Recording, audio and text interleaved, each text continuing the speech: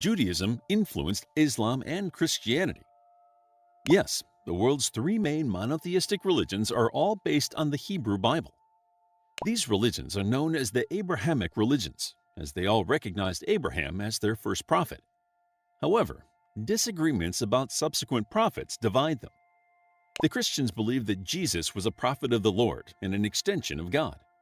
The Jews disagreed, as Jesus did not fall in line with the messianic prophecies of Isaiah and Ezekiel. The Islamic faith split off when another prophet came onto the scene around 570 CE. This prophet is known as Muhammad. The majority of the Jewish people refused to believe that Muhammad was a prophet, instead labeling him as a madman. Rather than being prophets, the Jewish people felt that both Jesus and Muhammad were paving the way for the true Messiah, who would lead the Jews to their rightful place as God's chosen people.